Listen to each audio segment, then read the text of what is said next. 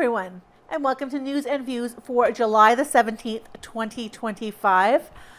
We are now the morning after the municipal by-election here in Neepawa, so we were able to announce the official results of the election.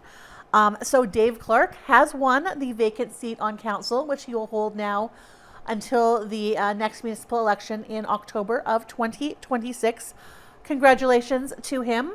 The voter turnout was somewhere around 11%, which sounds very low, but I think it's probably about typical for a municipal by-election. So hopefully we'll see more people out at the next election in 2026.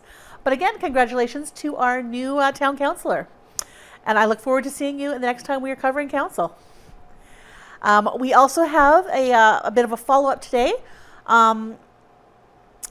There is been an announcement for residents of North Cypress Langford, who are utility customers. So these are people not on Carberry water. These are utility customers for Langford. There was a planned water main repair, which is now complete, and they are on boil water advisory. So if you're watching this in that area, you are on boil water advisory right now until further notice. Usually that just takes a couple of days, but I certainly would not want to say that for sure. Keep an eye out for notifications from your local municipal government as to when that boil water advisory ends.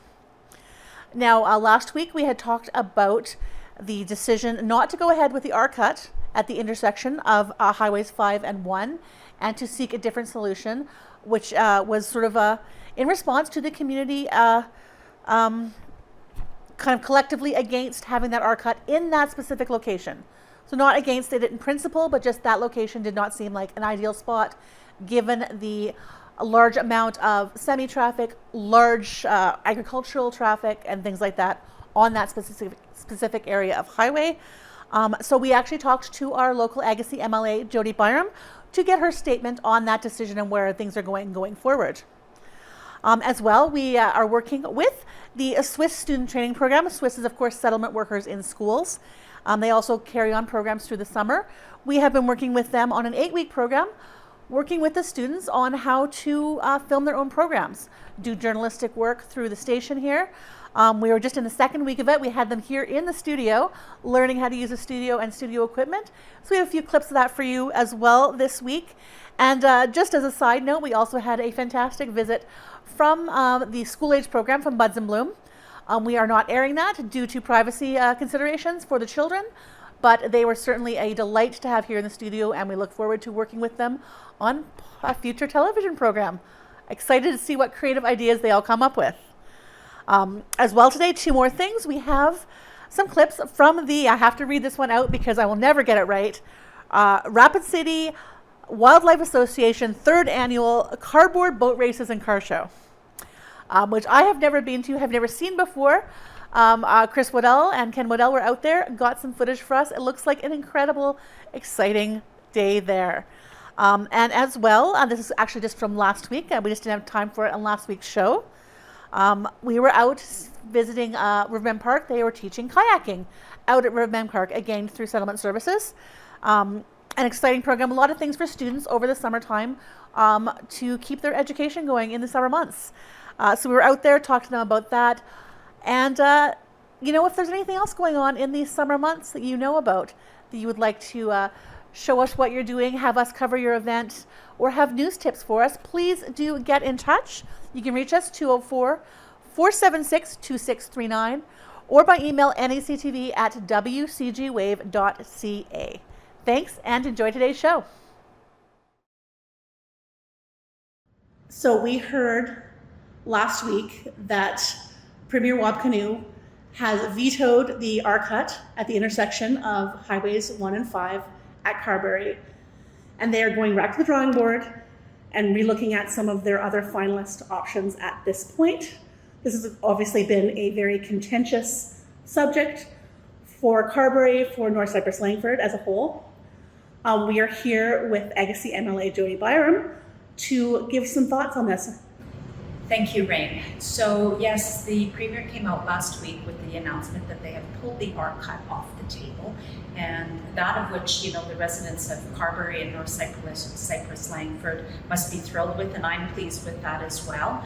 I do believe that this is, had this happened, would this have happened had there not been a by-election in upcoming Spruce Woods, which is neighboring to Agassiz? I'm not so sure that this would have happened. However, I am happy. This is what the residents of those communities and municipality was seeking, was to revisit the options, do further consultation, and look at the safety issues and the safety concerns that go along with this, or what was the proposed design of the R cut, and review, again, like I said, the safety of the large farm equipment, the trucks that use that crossing, as well as school buses, and even Manitoba highways when it comes to clearing winter roads. These were all safety things that were brought up during the consultation time, that of which the government seemed to ignore. The sad part of this is it took the people, the residents of Carberry and North Cypress Langford, a long time to be heard. And they really had to fight to get their voice out there and to have this government listen to them. I do hope that the government will, with this further consultation, look at these extra safety precautions, take those into consideration. We all know what the community is looking for, and that is an overpass. And I want to see this government come forward sooner. The sooner the better, with what their new proposal is on the redesign of this intersection at 1 and 5. I hope they don't just use this as a political ploy during this by-election period, and that there is follow-through, and that they don't, kick the can too far down the road, and that they come forward, like I said, the sooner the better, with what their plan is, so that we can make this intersection a safer and better place for all these residents and those that travel that roadway.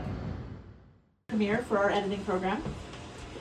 And then this is the computer that controls the 3 cameras in the studio. So I'm just showing you this first before you... No, your shoe looks like a galaxy. TV show. The Squid Game TV show. Any discussion on Squid Game? Any alternate opinions on that one? So, the last season was honestly very amazing. The last season, it has a bunch of amazing actors, and honestly, the ending was heartbreaking, where the main character unfortunately died. Yes, and the baby wins $456 billion. So we're gonna start on my left here. Do you have a favorite book? Yeah, Demon Slayers. Ooh, tell me about it.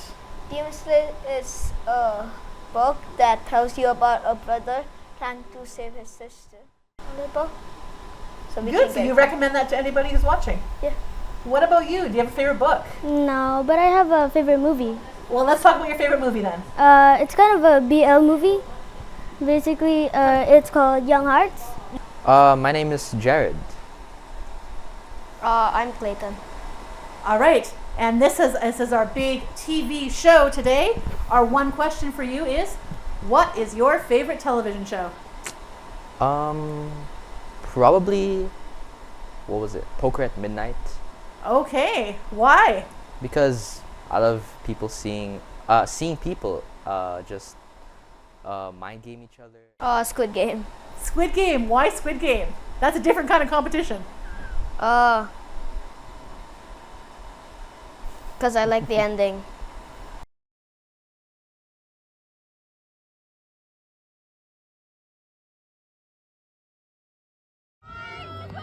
So these boats had to go in a second time. They were the 2 best times in the runoff. So you gotta have it well built.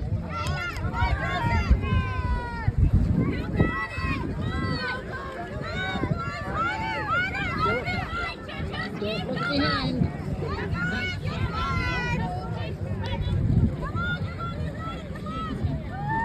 Keep going. Just a few more feet.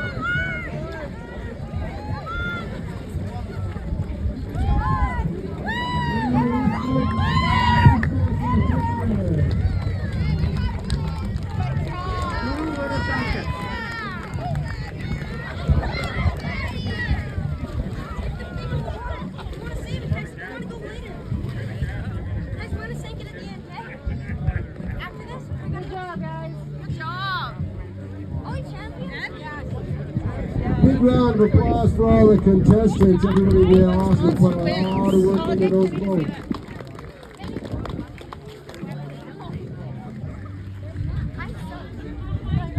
And no regrets at a time of 1 minute 40 seconds, and Punch Monster was 1 minute 24 seconds.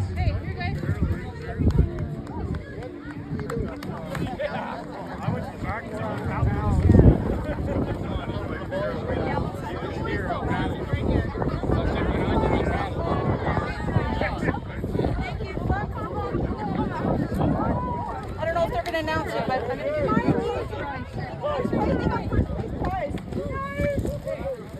T-bird. Oh, that's awesome. Okay, where's the T-bird card? What's that? You have to share it. You have to share it. Sorry, buddy. Sorry. You gotta stay together. Here. Can I get a picture with your boat? Yeah. This is before the river's banner. Here are the winners of our youth boat race, cardboard and tape boat race. First, your name, sir? Tyson. Tyson and? Clayton. Clayton. And I thought maybe you were from Rapid City, but no. Keep in mind, You go to contestants, school that you must circle the day. Neepawa. Which, at middle school? Middle School. school. Okay. Now, you were telling me, like, your boat is not, Aerodynamic. not, no, it's not aerodynamic. Is this the first time you've done a race, like come over here? This is our second time. Second year that you've come? Second year you've come? How'd you make out last year? We did. We almost made it back. Yeah. Oh, you We waited. might have won, but Okay. we did get a prize. You did get a prize? We got like fishing lures. Oh, fishing lures. Well, that's good from the Wildlife Association. So do you think we should be doing this at Riverbend and Neepawa? Probably not because it's like kind of smaller. Yeah. Oh, yeah, you've got more space here. You've got more space here. Maybe out at Lake Irwin? Yeah. We'll have to talk to the Wildlife Association in Neepawa, eh? I think, mind you, you'd probably have to build another boat. So, I can't, I just couldn't believe. So do you guys do paddling? Do you do canoe or, oh, look at them go. You watch those two. Do you know what cours de bois are? No. In Canadian history, like they were the guys who were fur trappers and they went out, but they paddled canoes. And those two guys were like cours de bois, because they would paddle canoes all day. Like, that's teamwork. That's teamwork. Well, congratulations. Oh, look at that. They scuttle it themselves. So you go scuttle your boat. Thank you very much and congratulations. Yep. Bye. Bye.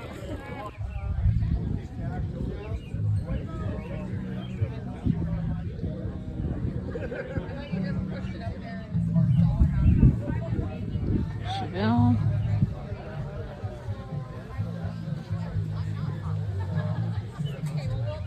Just came in from Minnedosa. 95 GMC, half done.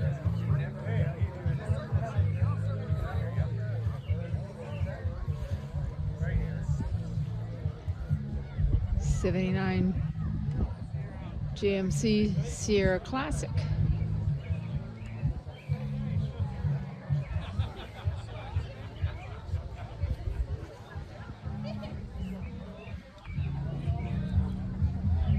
Firebird. Muscle car. 68.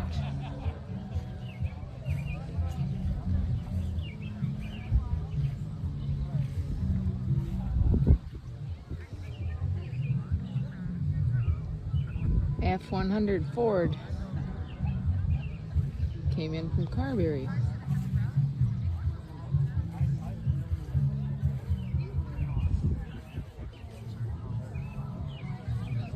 And I think we're back at the beginning again.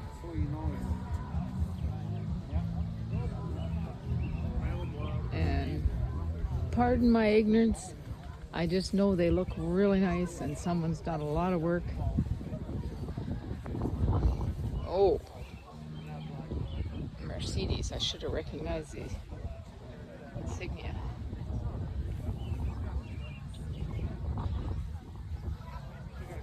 Pretty impressive. Really appreciate people bringing their vehicles out. A nice day like today, they're not as afraid to bring them out. Got a beer garden, and going to be a pork supper a little later on. And publisher of the newspapers hasn't gotten beyond that old Chevy fire truck. Still out there. This is a real family event. The Rapid City Wildlife Association Pork Fest. Wow. Jeep. This looks like it's an everyday vehicle.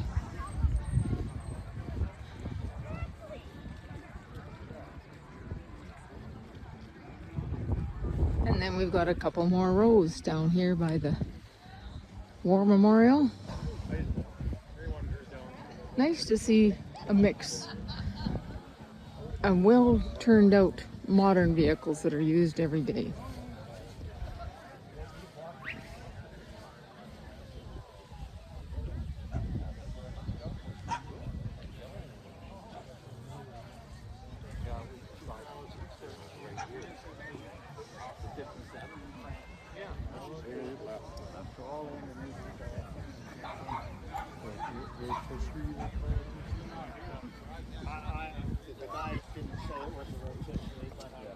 This is the era when you could service your own vehicle. No computer gadgets. And with a 350 in there, it's got lots of power. Oh, sunroof.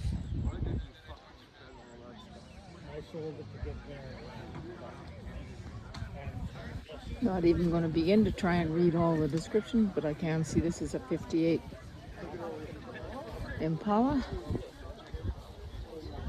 Step back a little to get a better view.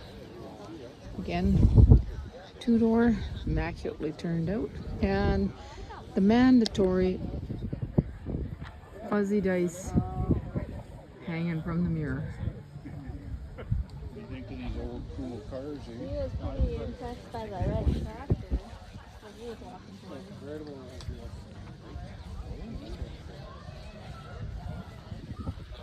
And those of you who are watching this will be able to name them and name somebody who had one. 58 Studebaker Silverhawk. This one's just from Rapid City.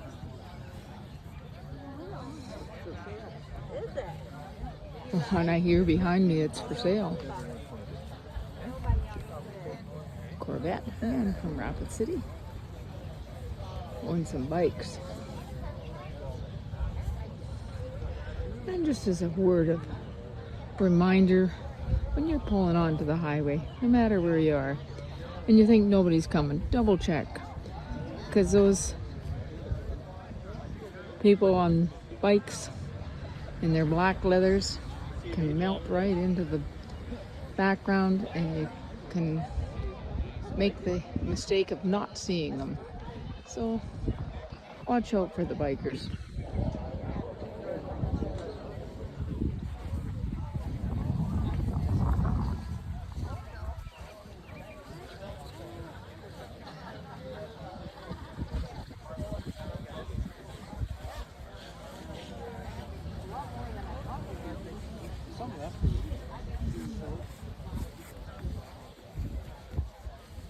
And a 68 Dodge.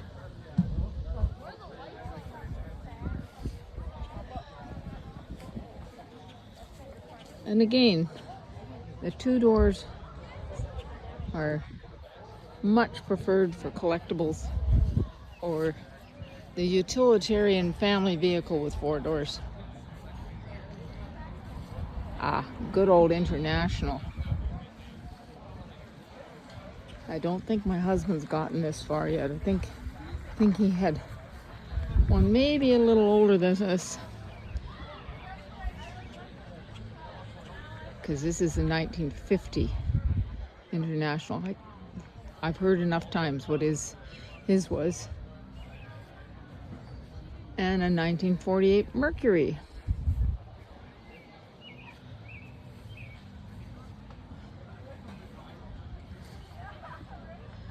This has got the original patina on it, and the Mercury's been restored to beyond showroom condition,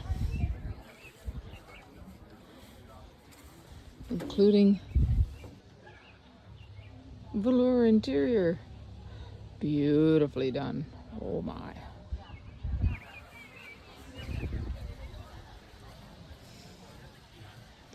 And another two-door, of course. 81 Chevy.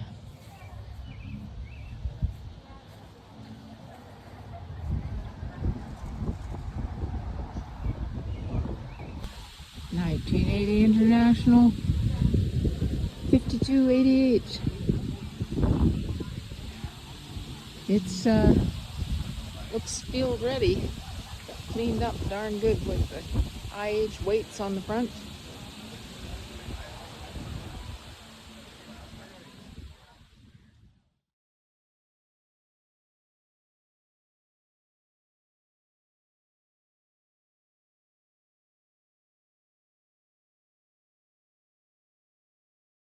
Show me where the middle of the paddle is. Hold your hand there. Good. Now I want you to put your hands and put them about that far apart. Just so your elbows are 90 degrees. Good. Now you'll notice that the paddle, one side is kind of scooped a bit and the other one's got ridges on it.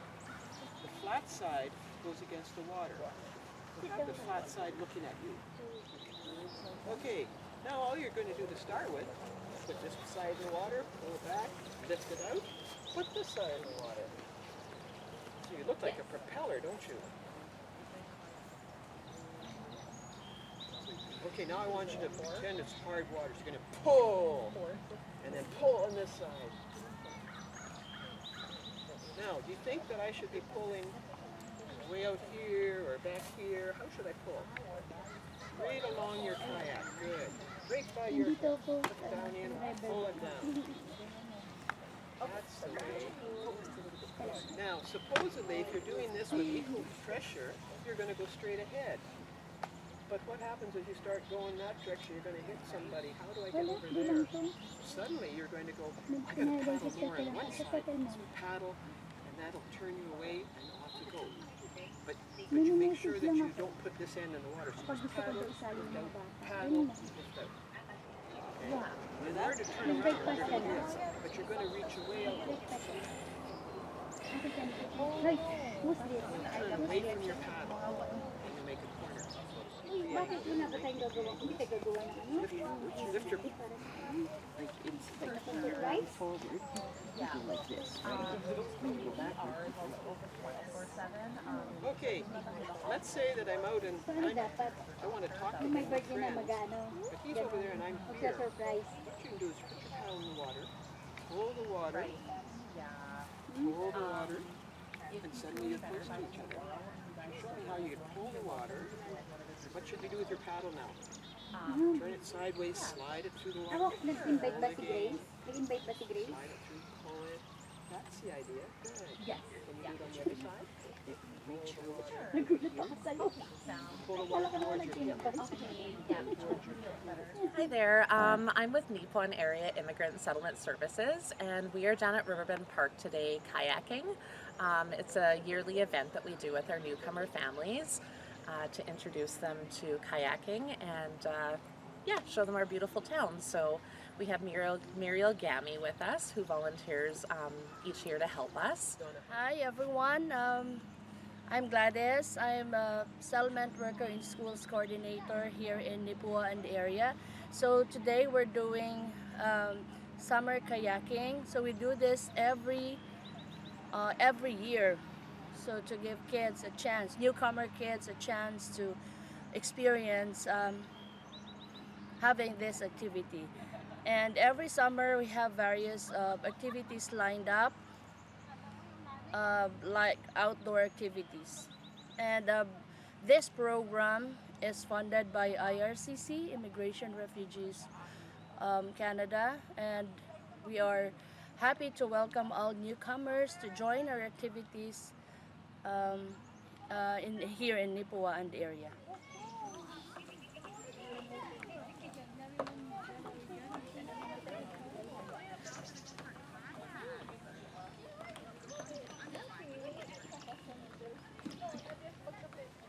Gotta find one that fits you.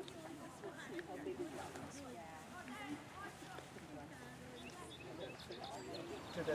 To that last milk. And this side you're going to go.